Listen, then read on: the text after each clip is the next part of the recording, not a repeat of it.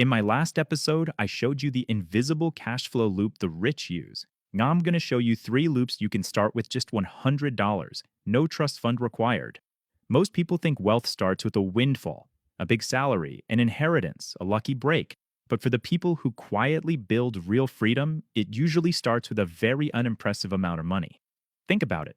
$100 is what many of us casually spend on takeout, subscriptions, and impulse buys in a single weekend. But in the right structure, that same $100 can become the seed of a cash flow loop that keeps spitting out money over and over again. The wealthy don't just ask, how much did I make? They ask, what system did this money build? So today, we're looking at three specific loops you can start with roughly $100. No fake get rich quick nonsense. Just boring, repeatable systems that quietly compound if you stick with them. Then stay with me, because the third loop is the one almost nobody talks about, but it's the closest thing to creating a money machine from thin air. Before we jump in, let's be clear on what a cash flow loop actually is. If not just I spend money and make money, a true cash flow loop is a system. You deploy money into something that creates income. Then that income feeds back into the same system, making it bigger or more efficient. Over time, the loop becomes less dependent on your time and more dependent on the structure you've built. You don't just earn once, you create a repeatable circuit where money keeps circulating and growing. Most people build income moments. The wealthy build income loops. Let's break down the first one you can start today. Loop number 1, the micro reselling cash flow loop. This doesn't require a personal brand or advanced skills. It requires a smartphone, curiosity, and discipline. Here's how it works. You take around $100 and you hunt for underpriced items in the real world. Thrift stores, clearance racks, garage sales. You're not guessing. You're using your phone to scan and check sold listings on platforms like eBay or Vinted to see what things actually sell for, not what people are asking. You buy something for, say, $10 that regularly sells for $30 online. You clean it up, take clear photos, write an honest description, and list it. You don't need to be a genius. You just need to learn one or two categories. Pick something you're willing to nerd out on a little bit. Vintage t-shirts, old power tools, college textbooks, sneakers. Now here's where this becomes a loop, not just a one-time flip. Imagine that first batch of $100 inventory turns into $170 after fees and shipping. Most people would think, cool, an extra $70, let me spend it. But in a cash flow loop, the move is very different. You reinvest the entire $170 back into more inventory. Now your next buying round is almost twice as strong. More products, better deals, higher margins. Do this repeatedly, and suddenly that original $100 is no longer just money you spent. It's the engine of a mini cash machine. And this is where most people quietly tool the loop without realizing it. They treat the profits like extra spending money, not fuel. The psychology is simple. They've never labeled it as a system, it's just side money. And side money gets spent. But if you name it, this is my reselling loop. This money doesn't leave the system. You give it rules, and rules protect the loop from your impulses. So ask yourself this.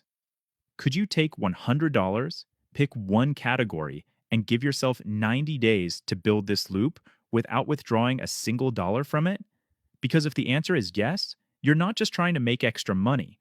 You're practicing the exact muscle the wealthy live on, allocating capital into a system and letting it work.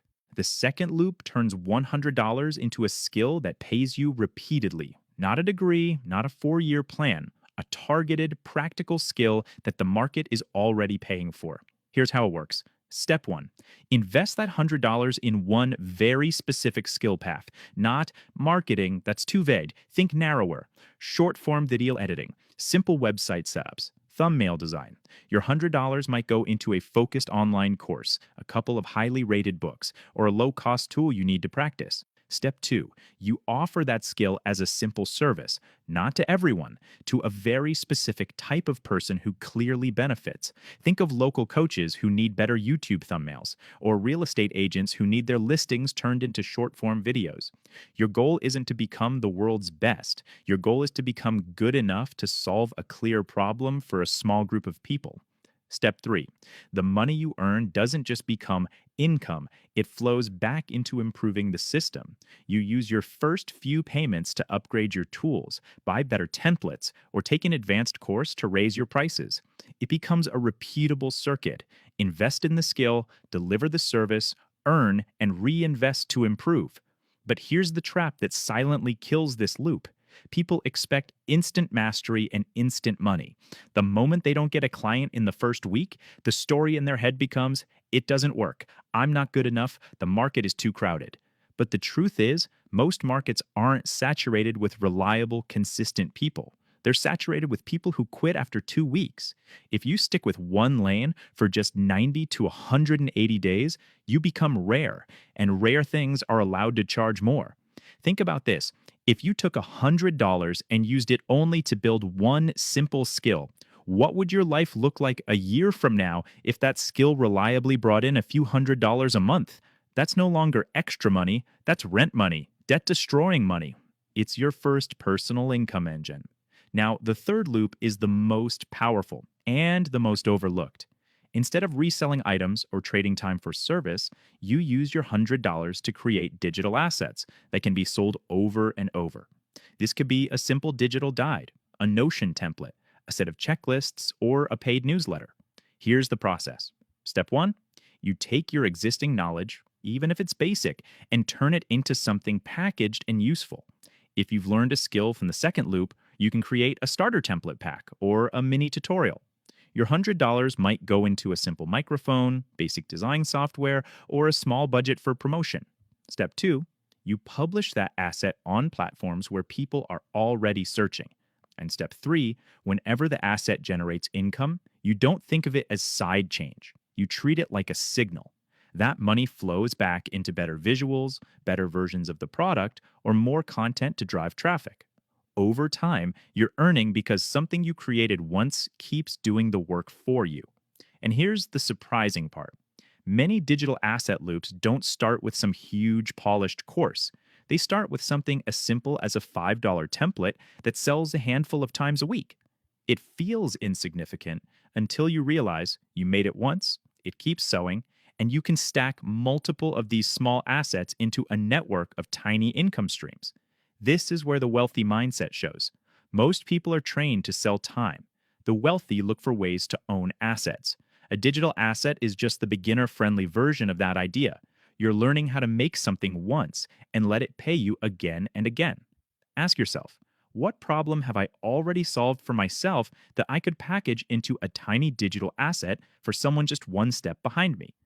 So, you've seen three loops you can start with about $100: reselling, skill to service, and digital assets. None of them require genius, but they all require a shift in thinking, from asking, how fast can I spend this, to asking, what loop can this $100 build for me? Some people will hear these three loops and think, nice ideas, maybe later. Others will take $100, protect it, and use it to build their first real cash flow system, starting today.